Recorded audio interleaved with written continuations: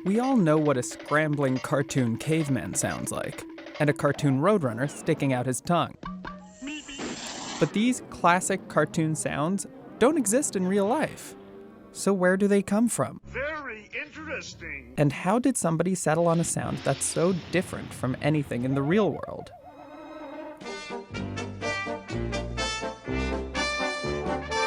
From the late 1890s to the 1920s, silent films were often accompanied by live pit orchestras. So for silent animation, sound effects were actually written into these orchestras' music, with many of the slapsticky sounds performed on instruments like woodblocks, Jew's harps, and slapsticks.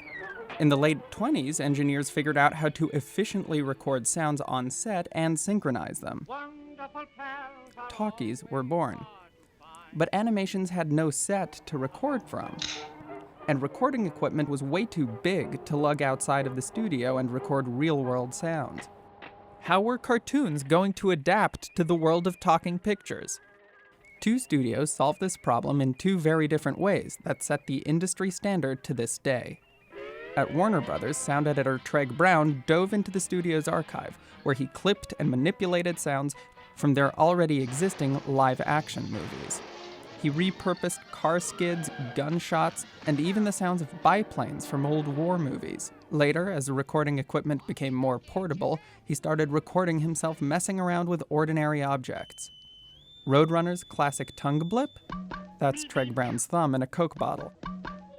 Disney, however, was an animation-only studio without a library of live-action films to clip from. So they hired the drummer and inventor Jimmy McDonald to build in-house sound effect contraptions.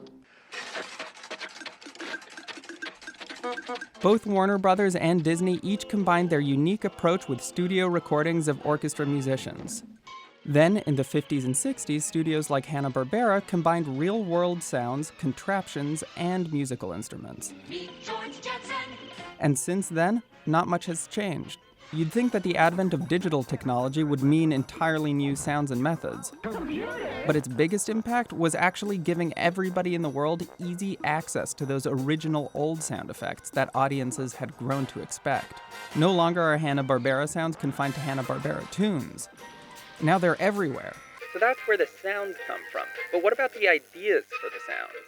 Cartoon sound editing is a complex art, but the fundamentals are simple. You want your sound to help tell the story, and there are three key elements to follow. Number one, emotion. If something good happens, you want a pleasing, harmonic sound.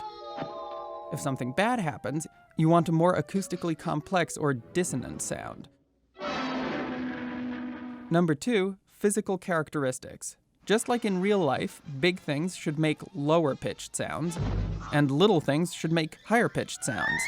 If a character descends, so should the pitch of the sound that's accompanying them. Most important, number three, rhythm and structure. You want to accent the moments that count, building and releasing tension according to the demands of the story. So that's why and how cartoons sound the way they do, even when those sounds seem totally alien. That's it for us. That's all, folks.